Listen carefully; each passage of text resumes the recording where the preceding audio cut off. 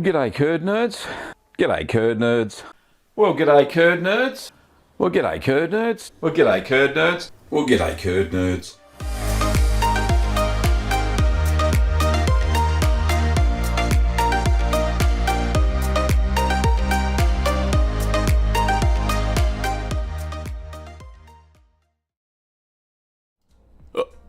G'day curd nerds, welcome back. This is us, the Cheeseman, episode 322. I'm laughing at the dad joke in the chat from Matt. Thanks. Oh, goodness me. Welcome, everybody. It's lovely to see so many people in the chat today. What do we got? 26 already. That's fantastic. And the day is young.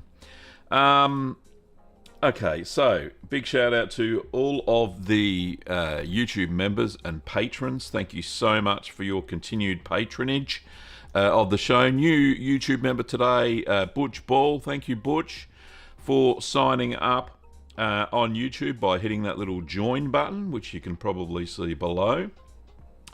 There are so many YouTube members in the chat today as well. You can see that their names are in green and they've got a little icon after them. Also, we have a swag of patrons as well who get special content over on patreon.com. You can see all their names listed there. Thank you so much. And that is absolutely fantastic. Without your support, the show would be a shadow of its former self. It's not.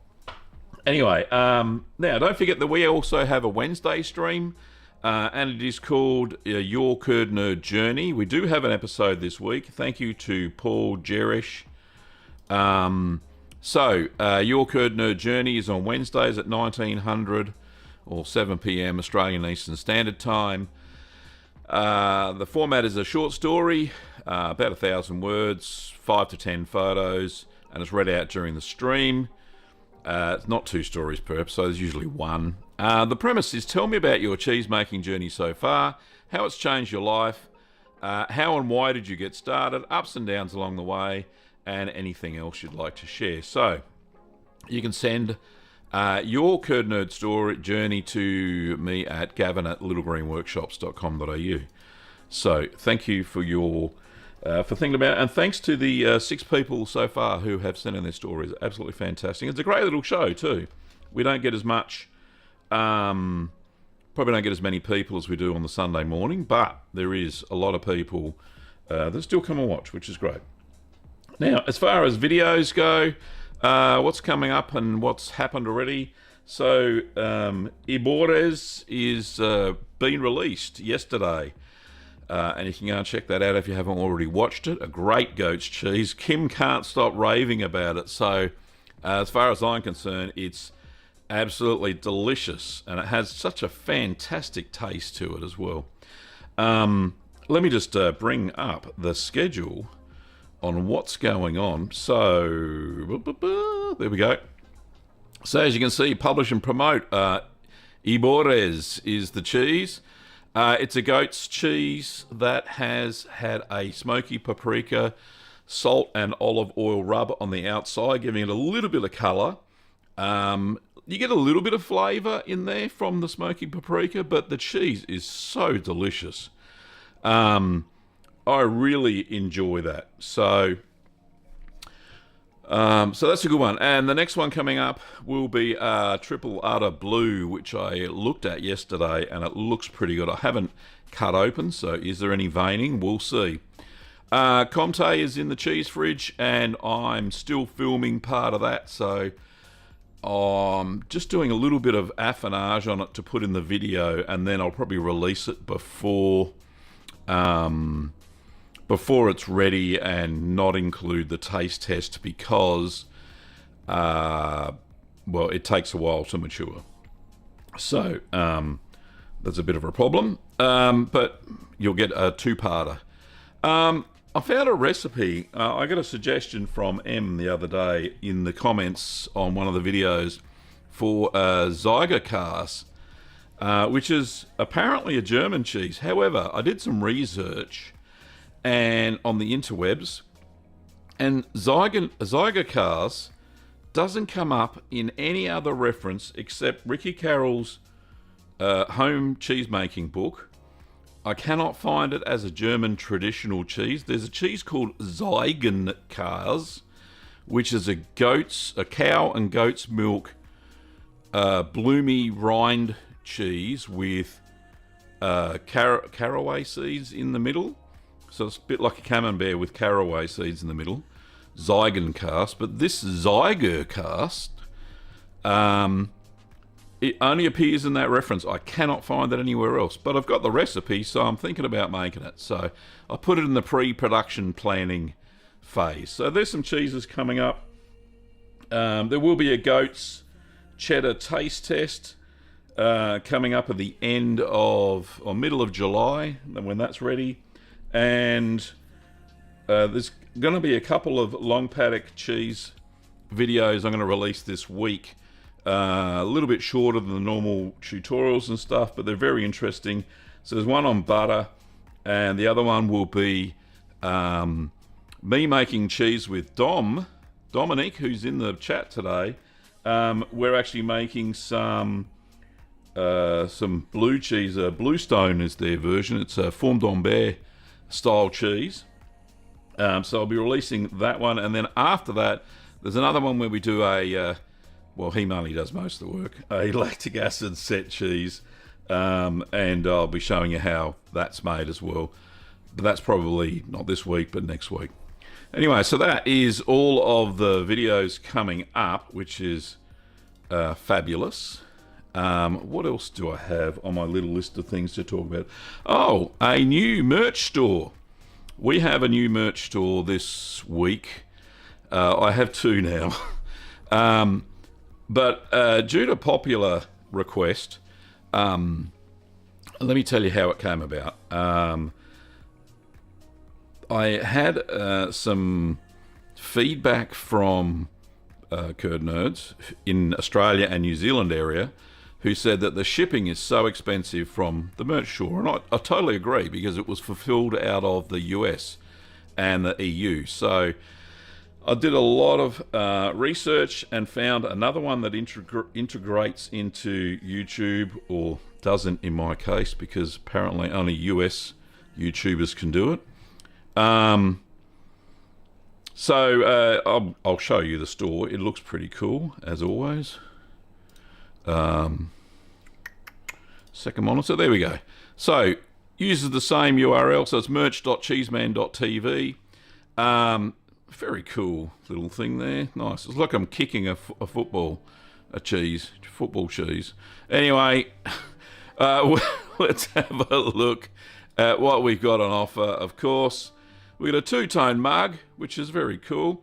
We got a certified Curd Nerd iPhone case, which has all models. And let me just show you what that looks like, because on my iPhone, I got one. There you go. This actually came in 2 days. I couldn't believe it. I ordered it on the Tuesday when I first opened the shop, and I got it on Thursday because it was fulfilled from Melbourne. I couldn't believe it. I've got some other stuff coming, but that's being fulfilled from Queensland. Anyway, these products, except for the apron, which you'll see here, I think that's fulfilled out of Europe, so that may take a bit, and that's why it's a little bit more expensive. The prices are so much cheaper for my part of the world on this store, and for the rest, because they fulfill from Australia, Canada, US, and the EU. So the prices are so much cheaper than the old merch store. We got a cap too now, which is cool. A couple of different shirts. There's a normal quality one and then a premium quality shirt, which is why it's a bit. And then we got embroidered and all the mugs that you normally see. Now, without sounding like I'm plugging the whole thing, you know I am. Notice when I drink from this mug, which is a merch mug from the old store, there's nothing written on it because I'm a left-handed. Right-handed, you can see what's on the mug. Anyway, so these new ones are printed on both sides. You couldn't do that with the old store as well, so that's pretty good. Anyway, finish my coffee for the day. That is the merch store. The link's down in the description below. Not the merch shelf that may be appearing. That's the old store. Anyway, so go to merch.cheeseman.tv.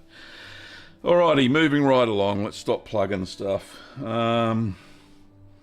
We will be talking about additives to cheese during the show after the gallery at 8:30 or 30 minutes past the hour. Because Patricia asked me that question specifically in the comments of the Ibores video, so that's really cool. Let me just... let's have a look. Let's say good day. There's so many people. This is amazing. First person was Shauna. G'day, Shauna. Lovely to see you as always. Can't really go back that far on that one. Why not? Why won't that let me? Let's have a look. Shauna, Eric. Hello, Eric. Lovely to see you. Persnickety, thanks for the super chat, mate. Hopefully the light will flash in a second. We've got Valerie. Hello, Valerie from Oklahoma, if I remember rightly. We got Paul. Thank you, Paul. Patricia and Stacy and... who else we got there? So many. Nicola. Hello, Nicola. There we go. There's your light, Persnickety. Thank you, mate. What did you say? Is it... why has the super chat not come up down below? Or has it? No, I can't see. Why is that not working? Don't panic, Gav. Oh, that's why. Because it's not there. There we go. Checking the blinky because reasons. Thank you for singing. Thanks for the $20, mate. You shouldn't have, seeing you've just, as you mentioned, they terminated your employment, which is not good, without any notice. That really sucks. So, mate, I should give the $20 back. But anyway, that is lovely. Thank you, mate. Appreciate it. Anyway, Jenny was actually the person. There she is. Hello, Jenny from Upbeat Health. Is the person that prompted me. One because I'd been having comments for a while and couldn't figure out how to change the stuff, the merch. Anyway, so Jenny's excited. She's getting some t-shirts, and they're coming to her very soon from the new merch store. Really cheap shipping from Australia, anyway. I dare say the US is the same. It's fulfilled, different companies, that sort of stuff.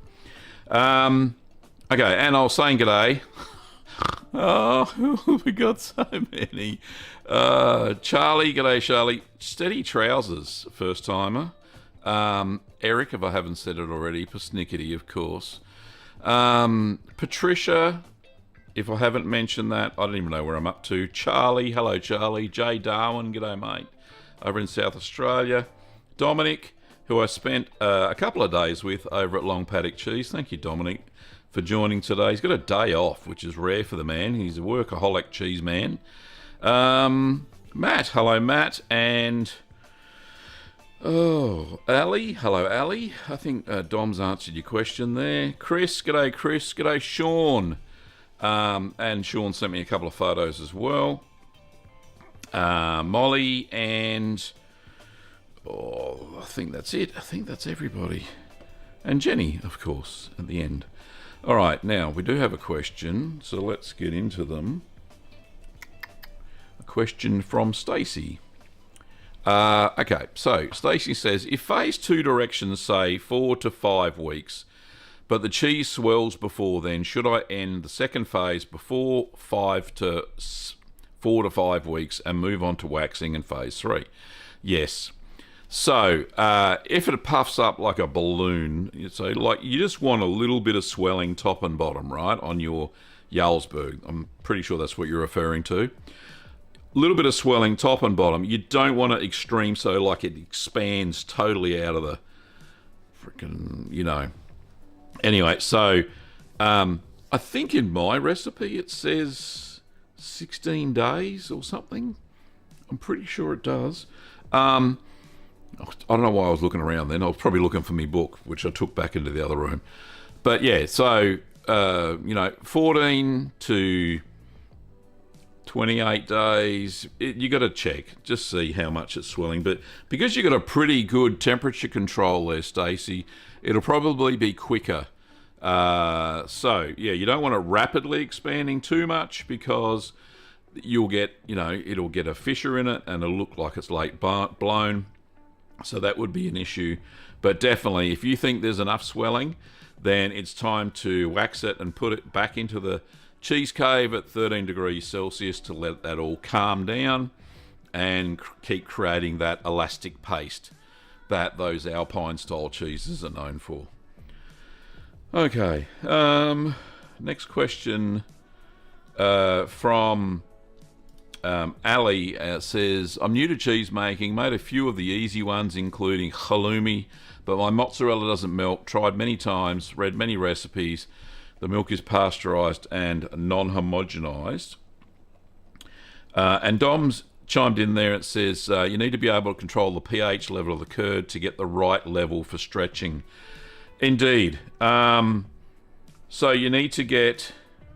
Oh, and Ali's come on to say, I have a pH meter and even read research papers saying the pH needs to be 5.6. Some say 5.2 to 5.3. They don't say the number. Say this is the number at which stage of the process. Okay, so when I'm testing either traditional mozzarella or quick mozzarella, traditional mozzarella, I wait for a pH of 5.3. And that's when the curd has rested for a while and the acidity has developed.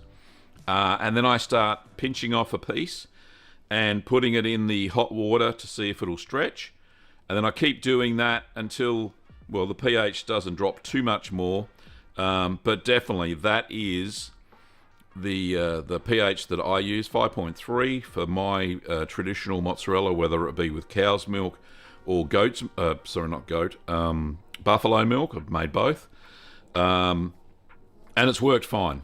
So 5.3, And that's when you test to start stretching, Ali. That's exactly how I do it. I can't think of any other way to do it, but that's what works.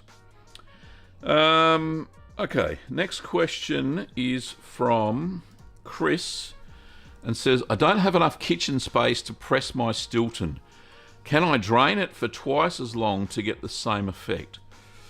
Not sure what the question is.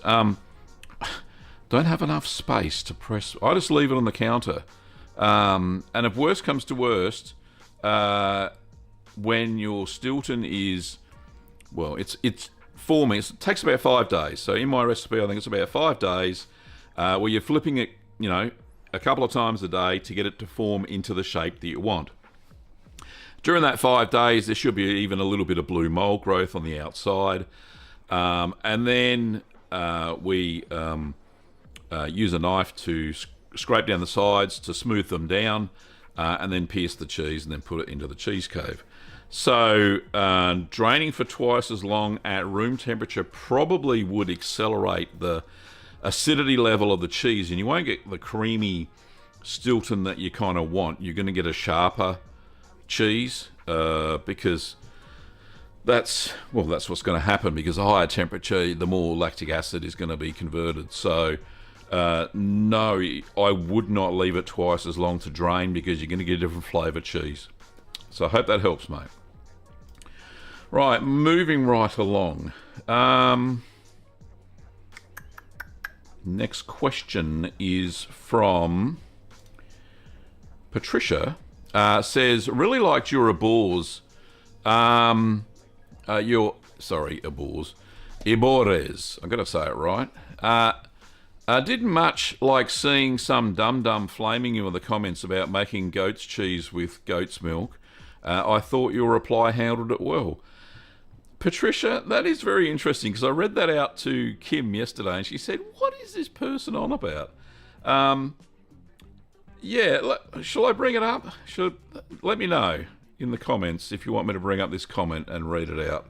I'm not flaming the guy or anything, but it's just seemed like a strange comment to put on an Ebores video. So let me know and I'll bring it up. Persnickety said it was an interesting cheese as well. Thanks for the response. Read the goat's milk. No problems at all, mate. Herb says it looks great. Thank you very much. And Chris says, do you mean Altenburg Ziegenkars? It's a goat's cheese with caraway, which has a DOP. Yes, that's the one I can find. The Ziegenkars from Ricky Carroll's book is like ricotta salata that has been... So you make ricotta, basically, and you then press it a bit, and then you soak it in a water / dry red wine / salt brine, leave it for 4 days, and then you eat it in 4 weeks. I could not find any reference on the internet, even in German. I was searching for about an hour this morning looking for it. Anyway, yes, so that would be an interesting cheese to make as well. The cow / goat's cheese with caraway. That'd be interesting. Persnickety says aprons for the win. And some comments saying, yeah, show the comment. All right, let me bring it up.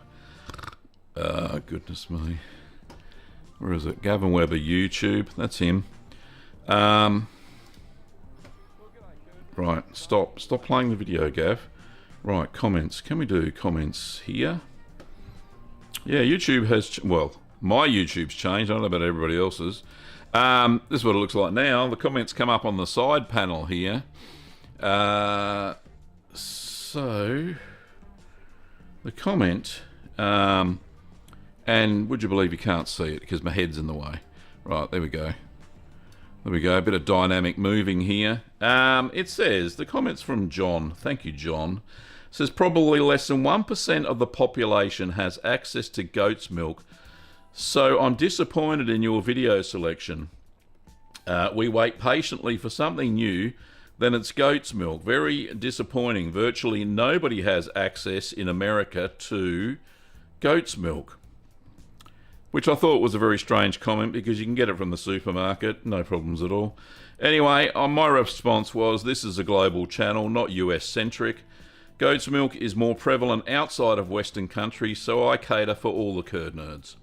This is one of the best cheeses I've made this year, and of course they sell goat's milk in supermarkets in the US. So, that was the comment and the reply. Nothing nasty about it. Everybody has a legitimate gripe when it comes to the videos, I suppose. So, anyway, it is what it is. So, my choice of videos is because I want to make all the cheeses. And you come along for the ride and learn and all that sort of stuff. That's what we do on this channel. So, all the cheeses. Anyway, moving right along.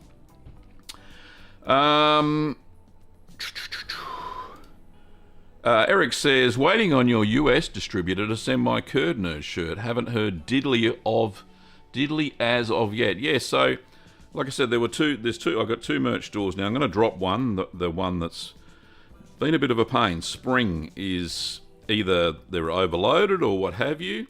And I have found that the new one, which is supplied by Fourth Wall, they're not sponsored or anything. Fourth Wall is the new company that I'm using, merch store fulfillment. And from my experience so far, they are quick. But yeah, so just hold on, Eric. Hopefully they'll give you some tracking or something. So, and it'll be there soon. So, anyway, there is another question from Eric. Says, at what point does a cheese become a double or a triple cream? The Gorgonzola I used today was a triple. Oh my goodness, so freaking delicious. So, a double and triple just refer to the fat content. I don't have the stats on when it becomes a double or a triple. It's just a normal, higher than normal fat content in the cheese. I think it's a little bit of marketing as well that makes it sound more delicious. But yeah, so it just uses more cream. Double, triple, quadruple. You know, the more fat you add, the harder it's going to get for the curd to set as well. So that's always a bit of a problem. Okay. Next question is from... let's have a look. Persnicky has a suggestion about space. You can always make space. Get a folding work table as an investment. You might need baking sheets to lift the press so it drains. Good suggestion. Nicola says she's just milking her goats, but I'm listening. Thank you. So I actually got a email from YouTube yesterday, yeah, saying that I should make this show a podcast, which you can do now on YouTube. You just change the playlist into a podcast, and apparently it goes on to YouTube Music, which is another service they offer, and you can listen to it as a podcast, a standalone podcast. Anyway, so I'm thinking about it. It won't cost anything. It doesn't do anything. It doesn't change the show or anything. It just gets distributed on another channel of theirs, another channel. Yeah, the way they do it. Anyway, but yeah, I don't know if people want to listen to this. I think it's better visually, personally, but yeah. Okay, so Nicola said, I made Ibores numerous times, quick and easy, and everybody loves it. And especially you having a lot of goat's milk there, Nicola, it would be nice and easy. Very good. Georgie has a request and a question. Yep, shoot. Pop it into the comments. Persnickety says, goat's milk in the US supermarkets is often not good for cheese making. I agree, Persnickety. In Australia, same thing. We had this brand. It depends on where you are, right? And what the big brand supermarkets are getting their supplies from. So there's one brand here in Australia called Caprolac, which does not set a very good curd. Either it's ultra pasteurized, which I believe it is because it's in a paper cardboard carton, And then there's other brand like Caldermead Farm or Dairy for Caldermead Farm, which is here in Melbourne as well. And that's the milk that I used, and it was really good. After giving them a call and asking them about their milk and how they processed it and what temperature and all that sort of stuff, you just got to do a little bit of research. These things aren't handed to us on silver platters. As home cheese makers, we've got to do a little bit of research and figure out what the best milk is and test it and all that sort of stuff. Anyway, moving right along. Chris says, do you have a cheese auger tool to check the inside of cheese for ripeness, the kind professionals use for large cheese testing? Yes, I do. It's called a cheese trier or a cheese iron. I used to sell them, but I cannot get them from the manufacturer anymore, unfortunately. They were like $47 each, which is apparently really cheap for a cheese iron. But yeah, I just can't get them. I've sent off an email to the manufacturer to see if I can get some more. But they are out of stock and have been for about 6 months from what I've seen. But yeah, cheese trier is what it's called, or a cheese iron. And yep, I use it. If you have a look at the, Chris, if you have a look at the Gorgonzola video that I made, I actually used it during that to have a look whether the Gorgonzola was ready or not. Okay. Herb says, I've seen goat's milk in the store and it was pasteurised and homogenised like the majority of the milk. Herb, you'll find that, and this the same here, I asked the dairy, they put homogenised on the carton, but they don't actually homogenise it because goat's milk, the cream doesn't naturally rise to the top. So they actually put it on the carton, but they actually don't pass it through a fine sieve because the fat globules in goat's milk are a lot finer than they are in cow's milk and stay suspended within the milk. So they just put that on there. So it may be a case of, if you want to make goat's milk cheeses, Herb, or anybody listening, to purchase a couple of small cartons of the goat's milk and test it. Like I did with the testing the milk video not so long ago by adding a little bit of rennet and see if it'll set a curd. If it sets a curd, great, go for it and make a great cheese out of it. So, okay, next one. Patricia says, and good suggestion, the gallery might lose a bit of effect in the podcast format, methinks. Indeed. And that's kind of what I was a bit worried about, because I'm talking about pictures all the time. In fact, that was the reminder for the gallery. So yeah, I think that may be the case as well. But, it's not going to hurt. If people watch more of it, fantastic. I get about 1,000 views per episode of Ask the Cheeseman. Not concurrently watching, but about 1,000 views. A lot of people watch it after the fact. Anyway, Georgie says, I have a wheel of manchego in the cave. It's 3 weeks there and still no mold growing on it. When usually does the mold start to grow? I don't know what manchego recipe you're using, but yeah, I didn't add any mold in my recipe, as in any white mold or anything. So yeah, very strange that you say that, because the recipe I used has no mold in it. Traditionally, mold doesn't grow on the outside of manchego, the Spanish sheep's milk cheese. So I'm not sure what you're after there, unless you're looking at molds that aren't supposed to be there, which could be the case. Don't know, if it's not growing, that's great. You've got a nice hygienic sort of environment. But molds add flavour to the cheese, always, even if they're, and you'll see in the gallery in a second, there is a lot of mold in cheese caves where cheese ripens. Anyway, speaking of the gallery, let's get on to that, because I've put so many photos in there today. No, that's not the gallery. Where's the gallery, Gav? Okay, so we're going to start with the submissions. First one is from Jenny. Here we go. There's Jenny's first photo. Thank you, Jenny, for sending these in.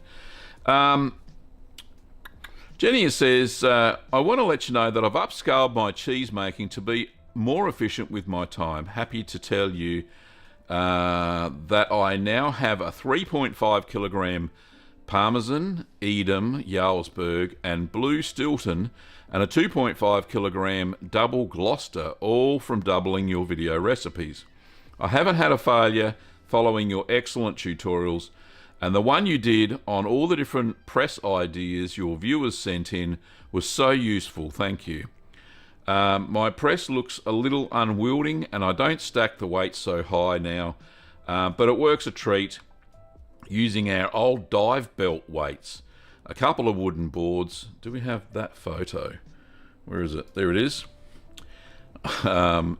Sorry, dive belt weights, a couple of boards, and some stainless steel pipe from the scrap metal pile in the paddock.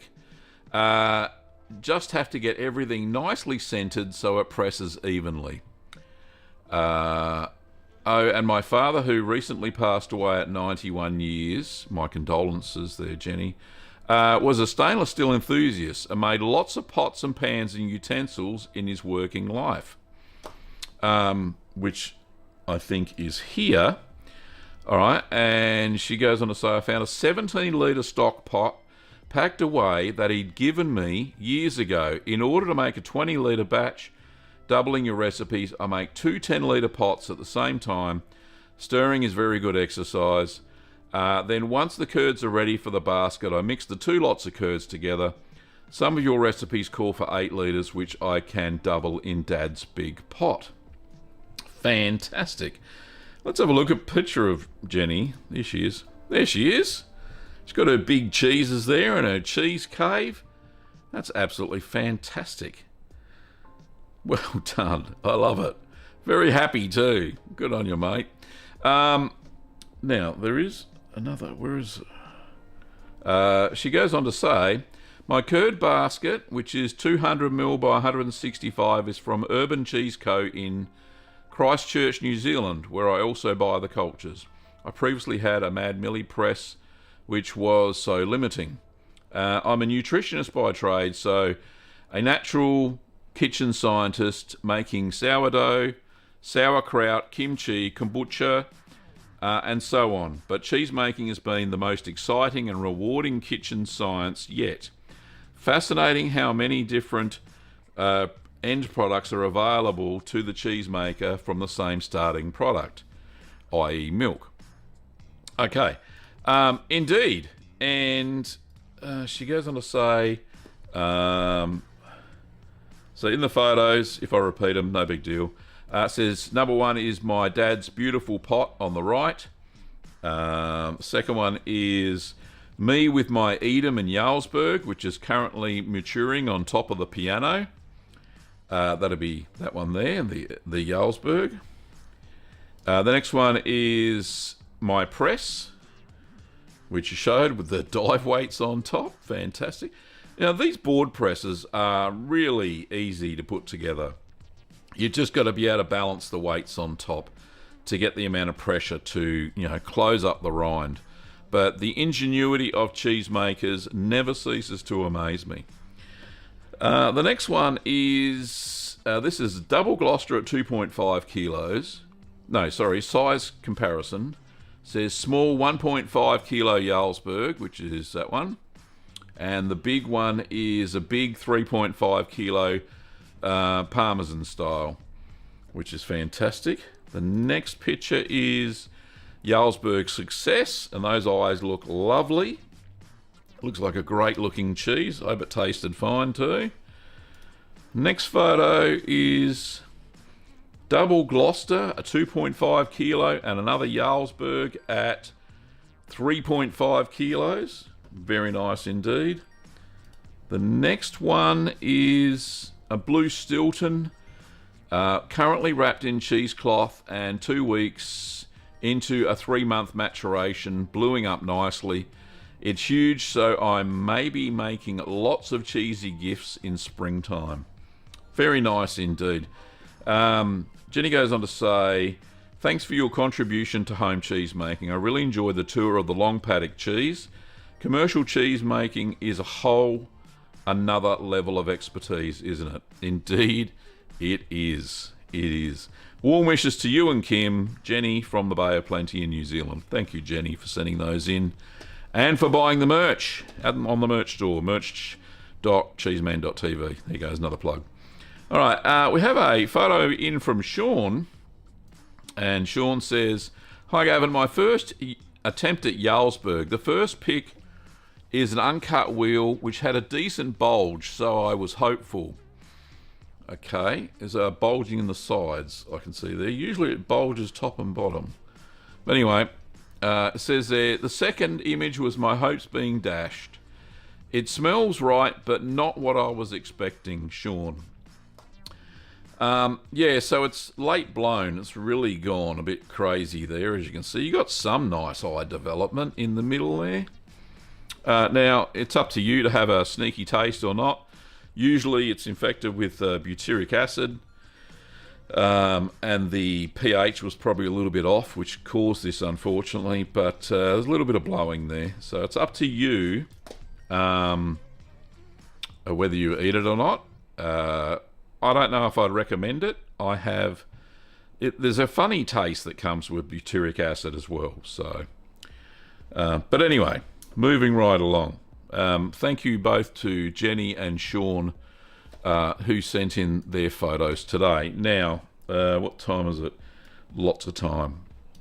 What I want to do, I've got a whole swag of photos from long paddock cheese that I just want to show, because I'm not going to be able to fit them into the videos, and it'll be a shame because they let me take lots and lots of videos. So what I want to do is showcase some of those photos, and we'll talk through it. And if Dom's in the chat, then he might even get to see himself there. So this will be interesting. Here we go. Rightio. So the first, now you may have seen video bits of this, but these are the photos that Ben took for me. So the first is the Mondor style cheese that they make, which is called Driftwood. And see a nice big rack of those with spruce bark. Now, they did tell me, the head cheesemaker, Rom, told me that they import these, the spruce bark, from, is it called cambion? Yeah, it's spruce bark anyway. It's the layer inside the bark. And it adds this lovely pine sort of flavour to the cheese. I've still got one that's in my kitchen fridge, not getting any runnier, I hope. And I'm going to have another try of this very soon. Possibly just a quickie for members. I'm thinking of doing a few member videos as well. Yeah, just having a quick sneaky taste test of the Driftwood, which is a lovely looking cheese. And it just blew my mind, the flavour. I've never had anything like it, so it was lovely. So the bark is wrapped around with a piece of string or something, a piece of twine wrapped around the cheese, and it grows a little bit of geo on it as well, goes very gooey, and you kind of cut the top off and you eat it with a spoon. That's how runny it is. So there you go. And there's Gatan, nice man. This is the pasteurizer machine that they use at Long Paddock Cheese, and we didn't get to see inside because it was all clean, ready for the next milk delivery, so I didn't want to contaminate it or anything. But that's the pasteurizer. They use vat pasteurization, so pasteurize it at 63 degrees Celsius for 30 minutes. I'm pretty sure that's right. That's what he told me. And then they transfer it to either the big vat, which you'll see next, or see these plastic big tubs here? They're actually standing up. They lie down, and that's what they make the lactic set cheeses in. So they'll put the milk in there after it's pasteurized, and then add the starter culture and a little bit of rennet to help set it, which you'll see in an upcoming video. where Dom and I, well, Dom mainly, makes their silver birch cheese, which is a lactic set, very similar to some Marcelin. So anyway, so that's their vat pasteurizer. Big thing. I don't know how, I think it was like 600 litres. Massive. Anyway, so this is their big vat. It's actually got a little stairway, which we'll see in a minute. This is where they do most of their hard cheeses or Alpine style cheeses as well, their French stuff. Dom says the pasteurizer is 1,100 litres. There you go. Sorry I got that wrong. I thought it was 600. Good on you, mate. Thank you for chiming in there. And the vat is absolutely massive. Do I have a picture of the vat? Ben, did you take a photo? Goodness me. Would that be there somewhere?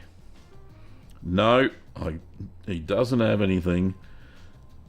No photo of the vat, unfortunately. Inside, it's got these big paddles that move around. You can see this thing up here. Hopefully you can see my pointer on the screen. This is a big motor that makes the paddles move. There's 2 paddles and they move around to stir the milk. Very cool. The vat is 1,500 litres. That is absolutely massive. This is inside the main hard cheese room where Dom and I also made the Forme d'Ambert, the blue cheese. But there you can see all these micro perforated moulds. They're all the commercial style ones. Very similar to the Lauder mould that I've got. They got a follower on top, as you can see. You can, just see the little follower that's sitting in there.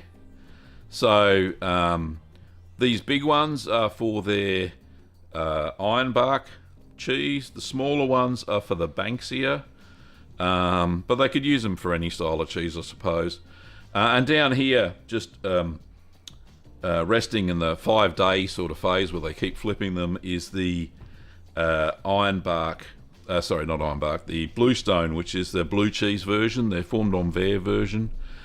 This big beastie thing here is their press, which we may see a picture of. Do we have a picture of the press? There's me and Dom. So this is the big press where they put all the moulds and they can press the cheeses, like a whole stack of them in a big row horizontally. Anyway, we won't get to that photo. We'll get to that in a minute. Goodness me. So many photos. So then we're in one of the other cheese rooms. This is the Banksia. This is maturing. You can see a lot of mould on it there. But that gets cleaned off as, before sale, of course. But the mould is essential in creating the flavours on these cheeses. There's the ironbark as it's maturing in the cheese cave as well. There's some of the Stilton style. No, not Stilton. That's the granite, which is their cheddar version. And they're actually cloth bound. So, and aging very well. You get a bit of mould on there, but that's only on the outside, not on the inside. So, that is covered in, what did he say? 3 layers of cloth, 2 layers of pig fat or lard, which protects the cheese as it grows. So, moving right along, and there's some more of the granite, with me taking a photo there.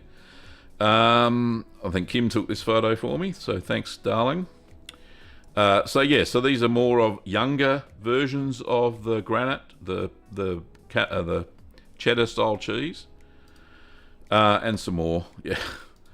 And that's a blurry one. All right. And then in the French cheese cave, these are the ironbark or the Gruyere/Comté style, and the smaller ones, they kind of intermingled them. It's all the same temperature in there. Very smelly, very ammonia in this room. And the smaller ones are the Banksia style, which are, they said they were more like raclette without the wash. So that's pretty cool. What else? And all right, some more. You can see the number. Now the number on the cheese was the Julian day that when it was made. So this was made on day 223, which would have been last year. So yeah, and they're all tagged, so they know exactly when each cheese was made. So these are the smaller ones. These are the I can't. There's no label, so they were either their Camembert style, which they called something flour. I don't have the notes. Where are the notes? No, can't remember. Not there. But yeah, it's their Camembert style, which was delicious. Me and Kim had some. Sunju, thank you, Dom. You're a champion. So Sunju, and they had them all just sitting. This is in the, this was in the 4 degree Celsius room, so the very cool room where it was all done. So yeah, that was really cool. This is also in the cool room. Sorry, this is in the cool room? No, this is in the normal affinage room. And these are some of the younger ones. Not so mouldy, as you can see. There's some of the more mouldy ones. But it's only on the surface. It's not into the rind of the cheese. So don't be deterred if your cheese gets any mold on the outside. It's always clean it off. Anyway, these are the Fondant Bear style, or they call them Bluestone. This was a little room all by itself. You don't want them to be contaminated with all the other cheeses. You don't want the Penicillium Roquefort getting, out of control. So, nice little room all by itself where they're making the Bluestone. A delicious cheese. Kim could not stop raving about it. Me neither. It was fantastic. I'd never had anything like it. So beautifully creamy blue cheese. Nice tall cylinder shape as well. And then there's this is in the cool room, the 4 degree room, where stuff is already wrapped up, ready for sale to their wholesalers and restaurants and all that sort of stuff. I was looking at their distribution list, and it is absolutely massive. So many stores, actually, not stores, so many restaurateurs treasure their cheese and order it in specifically for cheese platters or cooking or what have you. So... and this is in the cool room as well. You can see up here all of the these are the blue cheeses that are wrapped in foil now, that are ready to be sold or just going through that last piece of maturation. All the cleaned off wheels of the ironbark here as well, ready for distribution and packaging. You got some. Yeah, you got some of the lactic cheeses down here as well in their little, they got them in little wooden tubes or little containers for sale, wrapped in a breathable plastic where moisture can get out if it needs to. And then there's the price list and some of the cheeses in the little shop. They have a little shop out the front where they sell direct to the public as well. And some of the other cheeses looking good. The silver wattle that Dom showed me how he made is the final cheese there. It's very gooey and runny. It's a nice lactic set cheese. There is the Sunju, which is their Camembert style. They actually have a flannel flour, which is like a brie, which was delicious. I had some of that the other day. And there's the Mondor style, which they call driftwood. That's in one cabinet, and then they got some more in another cabinet. Anyway, these are some more photos. Oh, I've got so many photos. So this is that's my hand touching the cheese. So this is a little form on top that they put on top of all the molds to help you get the curds in there. So there you go. There's yours truly with a funny face, and he's got his lovely hat on and his apron. Good looking rooster. And yeah, just putting some more curds on top. This is the blue cheese that we made. There's Ben, my photographer for the day. And he's got his funky hat on and his gum boots. He hasn't got his apron on yet. And there's Dom and I doing the milling of the curds. So taking the slabs out of the pre-press and just milling them into the big buckets. Into the big tubs before we add the salt in. And there we go, we're just swapping over buckets or something there before we put them into the molds, which are these molds here. And finally, I'm just milling the curds there. I put salt in it. Is there a picture of the salt? I don't know. There might be. No, that's Jenny's photo. So yeah, there's salt. Anyway, so you see most of this stuff in a video coming up soon. But yeah, some amazing the equipment outlay as who said that? Eric. Yes, the equipment outlay is just would have been astronomical, but it is what it is for setting up a cheese. The loans they had to take out, I dare say, were probably astronomical, but I think it's all paying off. They've got a lot of people there. They're all employed. So yeah, fantastic place. And thank you, Dom, for inviting me along. I really appreciate it, mate. I cannot say that enough. I cannot rave enough about the facilities you guys have there. But yeah, absolutely. It just blew me away. Kim was so ecstatic that you guys invited me along for my 60th birthday. It was just such a treat. I can't say it enough. It was so good. Thanks, mate. Okay. We've got 7 minutes to go. So, are there any questions in the chat? Let me just have a look. Moving right along. Chris says, even regular pasteurised goat's milk sets a very bad curd for me. I noticed that you do have to put calcium chloride. Hopefully you did that, Chris. Yeah, it does. It does. Goat's milk, unless you get it raw, it doesn't set a curd very well, which is disappointing because it depends on how they pasteurise. If they pasteurise at say 72 degrees Celsius, then it does denature some of the proteins as well, which is not very good and does make it harder. So you do have to add in some of the calcium chloride if you haven't. You definitely need to do that with goat's milk, which is why, as you saw in the Ibores video that I just produced, when I cut the curd, I cut it 3 times just to make sure that I wasn't going to get a fractured curd or curd cut.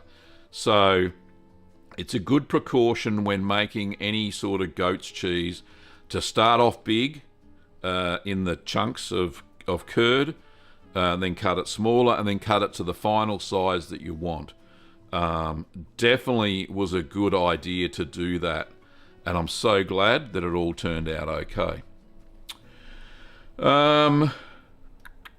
Persnickety says, the best I could get was from Trader's Joe's. The most expensive cheese I've made. 6 quarts made £1. Super tasty, but couldn't sell it. Indeed, the milk that I got was it $4.50 Australian for 1 litre of goat's milk. And yeah, it's expensive because it's, you can get it. Like I said, it's not 1% of people can't get goat's milk. Anyway, so moving right along. Patricia says, when the big box supermarkets stock ultra pasteurised milk, I go looking in the health/natural food stores. Costs a little bit more, but it often pans out for acceptable milk. Indeed. Some of those places do supply those sort of unknown brands that you wouldn't see normally that produce low volumes of milk. So great suggestion, Patricia. Chris says, yes, the cheese irons in the UK are as much as £70 for a small one. I can't find a cheap one anywhere. Sorry, Chris, I sold the last one this week, would you believe? For $47 Australian, which is about, what, £25? Not very much. Should have picked it up, goodness me. Anyway, Molly says, I have a trade going with a dairy goat farmer. She gave me milk and I gave her cheese. But she has gotten rid of her goats and I have to find a new source now. That is sad. But it was a good arrangement while it lasted, Molly, I bet. So, well done.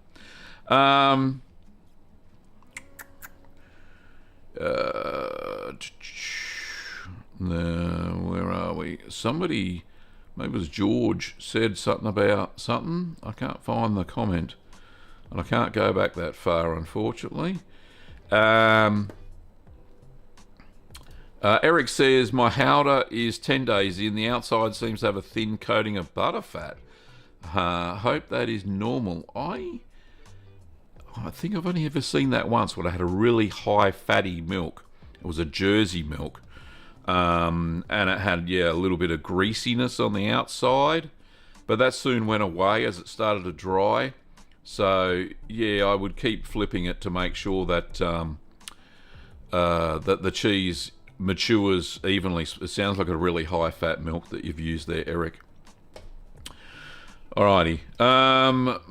Next question is from Herb says, I got my trier from someone on eBay who was retired from the craft. It's always good to, to look around in those sort of marketplaces to get that sort of stuff. Eric says, I'm still trying to figure out how they milk goats without getting butted in the head. Goats are crazy. It's because you go down the other end to do the milking, mate.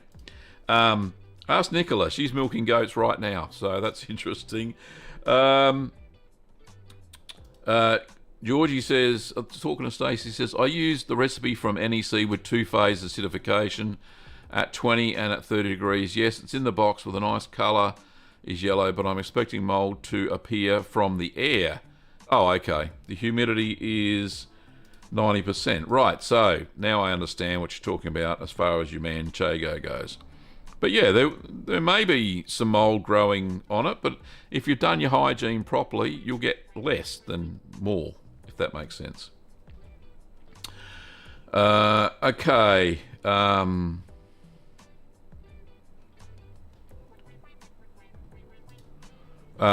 Georgie says, and the request, Gavin, would you answer to my questions in the comments in the Ebores